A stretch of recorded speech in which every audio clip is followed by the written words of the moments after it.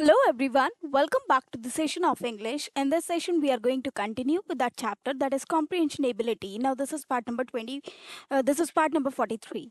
So, in till now, we have already done 42 parts of comprehension ability. In this session as well, we are going to discuss some reading comprehensions.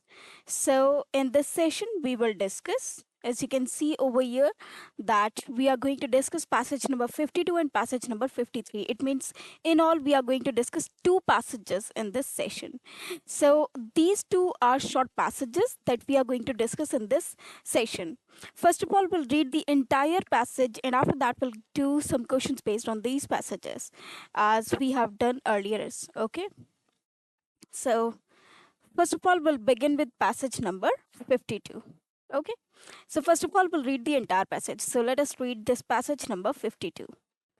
There is a deep-seated issue in how people relate to each other that leads to violence. It means there is a deep-seated issue. Deep-seated issue refers to that this is an issue which has to be deeply analyzed in how people relate to each other that leads to violence. It means how people interact or react on each other's actions that leads to violence. It means what they do, what do they do that makes them in a condition of violence, whether it is justified by civilization, religion, or anything else. It is justified means whether the reason may be any reason can be there. So the condition it leads to the violence. Responding to hatred with more hatred. Now, if one responds with hatred in the reaction of hatred, for example, a person does some wrong with another person, and another person to take this revenge also does something wrong, but uh, uh, does not solve anything. It means it will not solve the matter. Women need to remind everyone in their countries of the basic truth, of this basic truth. Now, actually, women is known to be that particular person in a society that can mend anything or that can improve anything. If there is a chaos between the people, only women is there who can, you can say, stabilize everything in a country. This is the basic truth. Peace agreements won't work if they are driven by revenge and the arrogance of those who think they are right. Now, if uh, peace agreements are there, but those peace agreements are not the things that will ease away everything. Of course, for example, if there is revenge and arrogance of those who think that they are right in doing so, peace agreements won't work for them. Okay, it means if there are peace agreements, okay, between the two nations, and the two nations decided not to make this violence anymore, okay, or not to promote this violence anymore, but there are some people who think because they are arrogant, they think that they are right, that will not solve the matter because their thinking of revenge will be continued, uh, though we have peace agreements between the nations. Women are naturally inclined to protect life. So in that case, women are the asset that can who can actually naturally inclined to protect life. They can save the life by their superiority, or you can say by their intelligence. Okay, so everything will be fine under their guidance. Okay, now let us see the questions based on this passage.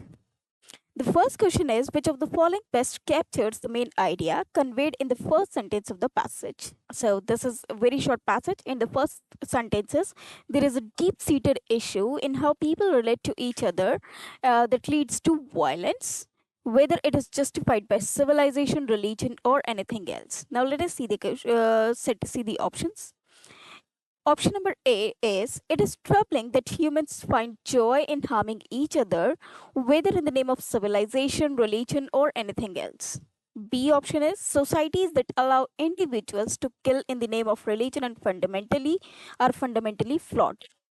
It is odd that a religion would promote the killing of followers of other religions.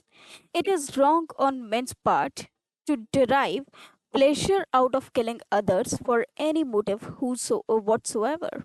So, according to these, first of all, let us see all the options one by one, whether they are relating to the passage or not.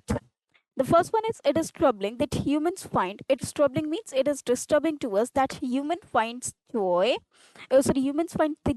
joy in harming each other, whether in the name of civilization, religion, or anything else. Whereas the first line, it indicates that both of them, they just suppose a person do harms to another one, and another one retaliates with the same intention, okay, or with the same condition, or with the same thing that other one has done, so they take revenge.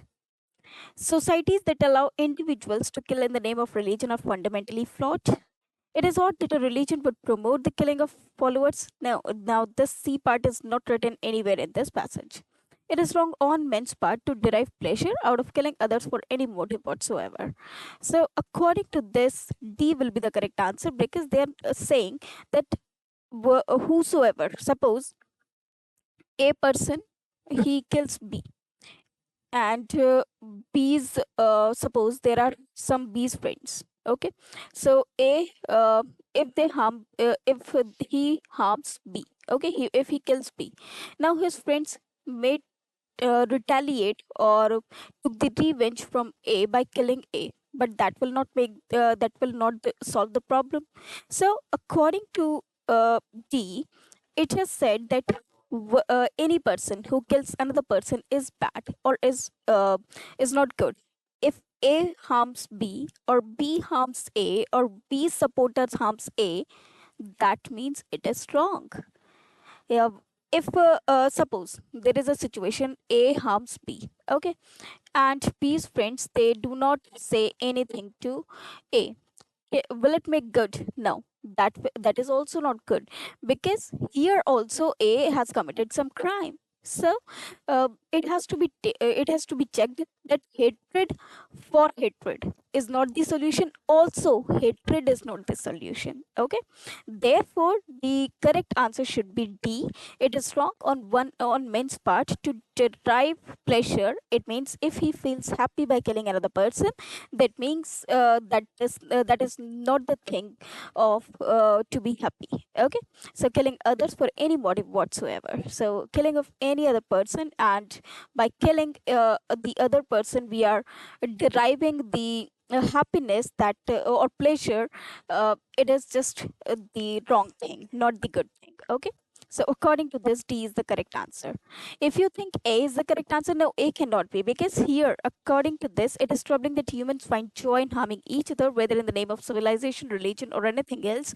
That means you are supporting this statement. Okay, but this statement is also not correct. Therefore, A and B's friends, no one should kill another one. Okay.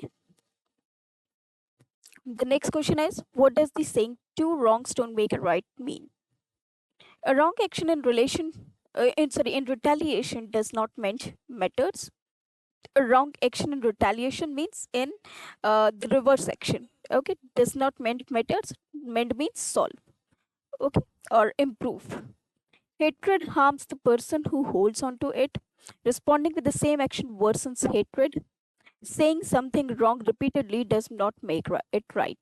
So they're asking about two wrongs don't make a right. It means if one commits something wrong and another one also commits wrong, that will not solve the matter. Okay. So according to this, A statement is correct. That is, a wrong action in retaliation does not mend the matters. Okay. Now let us move to the next question. The next question is, which statement is not suggested in the passage? People have a tendency to harm those who follow a different religion. Women have a responsibility to promote peace and unity among their fellow citizens. Peace treaties among nations tend to establish peace in the world. If you dislike someone, they will likely feel the same towards you. Now, if you see each and every statement one by one, the first one is, people have a tendency to harm those who follow a different religion. Now, of course, if you see the first line, there is a deep seated issue in how people relate to each other that leads to violence, whether it is justified by civilization, religion. Religion means different religion, okay, or anything else. Therefore, the first line is verified that people have tendency to harm those who follow a different religion. So this is absolutely correct according to the passage. Okay. Women have responsibility to promote peace and unity among their fellow citizens. As you can see in this line, that uh, uh, peace agreements won't. Okay, women need to remind everyone in their countries of this basic truth. Peace agreements won't work if they are driven by revenge and the arrogance of those who think they are right. Women are naturally inclined to protect life, so this verifies the second statement as well. Peace treaties among nations tend to establish peace in the world. Now, if you see over here that there is a condition about peace agreement, that peace agreement won't work, will not work if they are driven by revenge and arrogance of those who think they are right. It means peace treaties do not work over there where people are arrogant and they think that they are right if they are doing so. So there, these peace treaties fails. Okay. So according to that, the C statement is not correct. Okay. If you dislike someone, they will likely feel the same towards you. This is the natural truth or the basic truth. So this statement is also correct. So only C is the statement that has not suggested by this passage. Okay. So according to that, C will be the correct answer. Now let us move to the next one. The next question is, which word means the opposite of preserver as used in the passage? Preserver means the person who save. Okay. Foe, destroyer, competitor, and aggressor. Basically, preserver means a person who saves another one, okay, or who works for the safety of another one. According to that, the correct opposite of this word will be destroyer. So, okay, it is actually B, not D. Okay, so it is wrong, written wrong over there. It is the typing mistake. So answer will be B. This is B, not D. So B, destroyer will be the correct answer. Next question is, which statement best captures the main point of the passage? The role of women in the world of hatred and violence. Human tendency to harm others. Hatred breeds more hatred. The importance of peace agreements. Actually, peace agreements are not doing anything over here, so this cannot be the answer. Hatred breeds more hatred. No, we are not telling about this story. In fact, we are saying that this is wrong. Okay. Human tendency to harm others. No, it is actually the role of women in the world of the hatred and violence. So here A is the correct answer. Now here passage number 52 ends, and now we'll begin with passage number 53. I hope you understood passage number 52 very well. Now it is time to begin with passage number 53, and then after that we'll do the questions based on this passage number 53. So first of all, let us read this passage number 53. Again, this passage is too short. Now first of all, let us read this passage. Okay, it is actually a story of a person whose name is Bansilal. Bansilal's train was delayed. It means it is postponed, and he arrived in Bombay after midnight. Okay, and due to which he arrived in Bombay, it means his train was to Bombay, and because of the train it is late, he arrived in Bombay after midnight. It means after 12 a.m. 12 a.m. means the 12 the uh, the timing, that is 12 of the night. Okay, that is 12 a.m. That calls 12 a.m. and the uh, afternoon 12 is actually 12 p.m. and this is 12 a.m., or you can say 00 hours. Okay, so that is after midnight. It means after in the middle of the night, not knowing where to go, as it was his first time in the city, because it was his first time visit in the city, that is Bombay. So he did not know where to go, wanted to find a free place to stay. So he was uh, in desire, or he was actually searching for a place which is free of cost. He considered going to a chaudhry. Chaudhry is actually a kind of place which is you can say it is an area or the open area where you can stay freely. It means it is free of cost. You can stay, any tourist he can visit there, and he has nothing to give, but he can take rest over there. but didn't know how to find one at that late hour because he was very late, so he did not know where to find that choldry. Okay, as he was also near to that place. Yeah, and as you can see, that word is Bombay. It means this passage or this story must be of the past time, because now Bombay has become Mumbai, and here, if it is written Bombay, it means it has been a very long time when this passage was written. So he asked a porter. Porter means the person who, you can say, who, uh, you can say, pulls a rickshaw, or the person who lifts the luggage.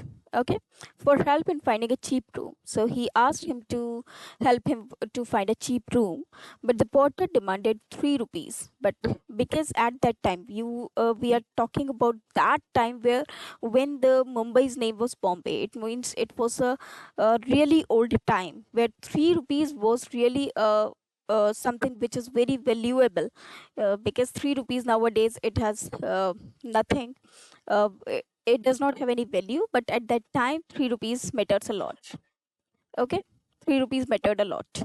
So Bansilal declined and left the station because he found those 3 rupees very expensive. He wandered the street. Wandered means roam around the streets, asking several people. He asked several people for affordable accommodations without success, but he did not get success because there were no accommodations which were cheap. Exhausted, now he got tired. He eventually sat on a park bench. He what he did, as the result, he sat on the park bench to rest and ended up falling asleep there, and he felt asleep there because he was really tired. When he woke up the next morning, he realized that sleeping on the bench was the cheapest lodging he would ever had. So now he found that it was the cheapest thing, or it was the cheapest accommodation that he could ever have. Otherwise, he knew well that. Sorry, he had it as lodging he had ever had, because before that he had never occupied some place which is free of cost. Okay, and he smiled at the thought, and he smiled at this thought. Okay, now let us see, this the passage is about a person, Bansilal, who you can say that he's a thrifty person. It means he spends money uh, very economically, and because he did not find place anywhere, so he sat on the bench and fall asleep over there, just because he could not find free of cost place anywhere, or cheap place anywhere. Okay, it means cheap in the price. Okay, now let us see the questions based on this passage. The first question is the passage. The word in the passage, the word choultry most likely means. So, what is the meaning of the choultry? So, a motel located near the highway where travelers can stay overnight. Motel is actually a kind of hotel uh, located at the highways generally, where car can easily go to the room. Okay. Uh, Car can easily park over there. So the Chaudhary is actually a place which is free of cost and where one can take rest freely. A luxurious hotel that may be costly to stay in? No, of course not, because Chaudhary is a place where one can uh, take rest free of cost. A free resting place or a shop located by the roadside where people can eat. Of course, it is C, because it is actually a free resting place. Okay. Now let us move to the next one. The porter didn't assist Bansilal because what was the reason of this? Okay. Now, as you can see over here, he asked a porter for finding a cheap room, but the porter demanded 3 rupees. Bansilal declined and left the station. So, according to this, as you can see the options, he refused to pay the porter any tips. Bansilal and the porter could not communicate because they spoke different languages. Bansilal didn't know the porter beforehand. Bansilal didn't behave politely towards the porter. The main reason was money. Actually, the porter, he demanded 3 rupees, but those were too much for Bansilal, and he declined to give him or he refused to give himself. So. Uh, he did not take his help. Okay, so according to this, A is the correct answer, that he refused to pay the porter any tips. Okay, A is the correct answer. Now let us move to the next question. The next question is Bansilal could not find a place to stay for the night because options are he intended to sleep outdoors. Intended means forced. All the hotels in the city were shut. There were no available hotel rooms. The hotels were too expensive for him to afford. As you can see in this line, he wandered the streets asking several people for affordable accommodations without success. Affordable means the cheapest room, which he can afford easily. But the hotels were too expensive for him to afford. It means it was beyond his budget. Therefore, D is the correct answer according to the above passage or according to this line given in the passage. Now let us move to the next one. Here the question is, how did Bansilal feel after spending the night outdoors? He did not bother him. Sorry, it did not bother him. It made him limbs feel stronger. It caused him body aches, or it made him happy. Now, if you see the last line, when he woke up the next morning, he realized that sleeping on the bench was the cheapest lodging he had ever had. He smiled at the thought, and he smiled. It means he was happy and satisfied that he had spent a night the cheapest on the cheapest price, and he had never had such a cheapest uh, cheapest lodging ever before. So according to this, D will be the correct answer. Now let us move to the next question. And the next question is, what kind of person is Bansilal based on the passage? And the options are someone who enjoys having fun, someone who enjoys seeking adventures, someone who spends money extravagantly, a thrifty person. Now, if you see the first one, someone who enjoys having fun, there is nothing like that he's having fun with anyone. So, this is not the correct answer. Someone who enjoys seeking adventures, no, because there was nothing like adventure in this story which is given. Someone who spends money extravagantly. Extravagantly means lavishly, means without thinking of the money. When one spends it, or you can say waste money, that is known as extravagantly.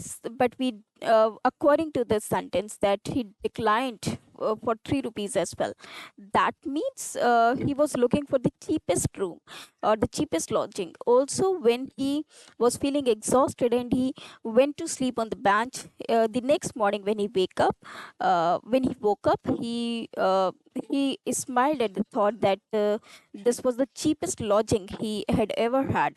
So this shows that this type of person, he does not spend money extravagantly.